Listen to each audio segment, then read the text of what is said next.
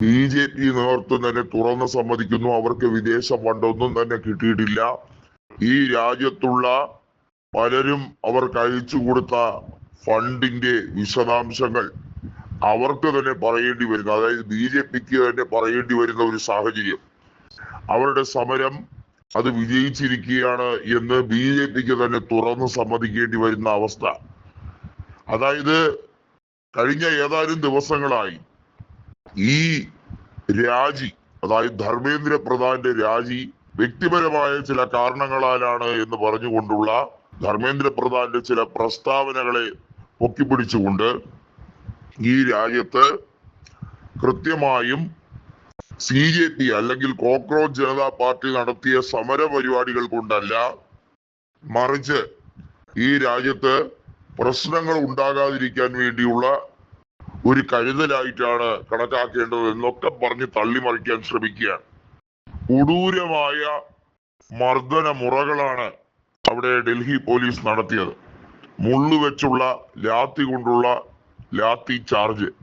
ഒന്ന് ആലോചിക്കുക, പുറം കീറി പൊളിയുന്ന രീതിയിൽ പലരെയും പരിക്കേൽപ്പിച്ചു. അതിന്റെ പേരിൽ ജീവൻ നഷ്ടപ്പെട്ടവരുടെ അവസ്ഥ ഒന്ന് ആലോചിച്ചു നോക്കൂ. ഇതിനോടകം തന്നെ ഇവർക്കെതിരെ നരഹത്യക്ക് കേസെടുക്കണം, ഡൽഹി പോലീസിനെ ചോദ്യം ചെയ്യണം. ഇതുമായി ബന്ധപ്പെട്ട് ആഭ്യന്തരമന്ത്രി അമിത്ഷായ്ക്ക് കൃത്യമായ ഒരു പണി തന്നെയാണ് CJP ഒരുക്കി വച്ചിരിക്കുന്നത്. അമിത്ഷായാണ് ഈ മോദി സർക്കാരിലെ ഏറ്റവും ശാപം പിടിച്ച വ്യക്തി. അഥവാ ഈ രാജ്യത്തെ വലിയ രീതിയിൽ വിഭജിച്ച് ഭരണഘടനയെ തെറിപ്പിക്കാൻ ഗുണ്ടായുസവുമായി നടക്കുന്ന വ്യക്തി എന്നുള്ളത് തുറന്നടിച്ചിരിക്കുകയാണ്. നമുക്കറിയാം, രാഹുൽ ഗാന്ധി അടക്കമുള്ളവർ ഈ സമരത്തിന് നൽകിയ പിന്തുണയും ആഹ്വാനവും ചെറുതല്ല. പക്ഷേ പല സോഷ്യൽ മീഡിയയിലും പറയുന്ന പ്രതിപക്ഷമായിട്ടുള്ള നിങ്ങൾ മൗനവ്രതത്തിലായിരുന്നു, അപ്പോഴല്ലേ CJP സമരം നടത്തിയെന്നാണ്. നോക്കൂ, ഈ രാജ്യത്ത് സമരം നടത്താനും പ്രതിഷേധിക്കാനും ആർക്കും അവകാശമുണ്ട്.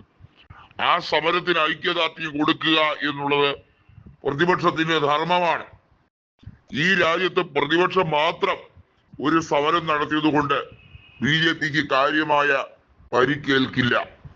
എവിടെ നിന്നില്ലാതെ എന്തെന്നില്ലാതെ ഇതുപോലെ മാരകമായ സമരമുറകൾ നടത്തിയാൽ മാത്രമേ അത് വിജയിപ്പിച്ചെടുക്കാൻ പറ്റൂ. നോക്കൂ, പോലീസും അവിടുത്തെ ജലപീരങ്കി, പെല്ലറ്റ് ആക്രമണം, ലാത്തി ചാർജ് ഇതെല്ലാം നടത്തുമ്പോൾ കൊച്ചുകുട്ടികൾ വരെ അവിടെ സമരക്കാർക്ക് സംരക്ഷണ കവചം ഒരുക്കാൻ വന്നത് കേന്ദ്ര സർക്കാരിനെ അത്ഭുതപ്പെടുത്തുകയാണ് ചെയ്തത്. ഈ രാജ്യത്ത് പ്രതിഷേധിക്കുന്നവർ മുഴുവൻ രാജ്യത്തെ ഭീകരവാദികളാണ്, വിഘടനവാദികളാണ് എന്ന് ചിത്രീകരിക്കുന്ന സ്ഥിരം ശൈലി ഇവിടെ വർക്കൗട്ടായില്ല. അതിലാണ് മോദിയുടെ കണക്കൂട്ടലുകൾ മുഴുവൻ തെറ്റിയത്.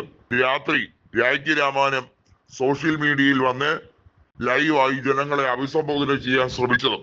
നീക്കം എന്നത് മോദി മാധ്യമങ്ങളെ കണ്ട് യാഥാർത്ഥ്യങ്ങൾ തുറന്നു പറഞ്ഞില്ലെങ്കിൽ മോദിക്ക് ഉണ്ടായേക്കാവുന്ന ഭവിഷ്യത്തിനെ കുറിച്ചാണ് ഇപ്പോൾ പാറ്റകൾ എന്ന് സുപ്രീം കോടതിയുടെ ചീഫ് ജസ്റ്റിസ് വിളിച്ച് കളിയാക്കിയവർ തന്നെ സൂചന നൽകിയിരിക്കുന്നത്.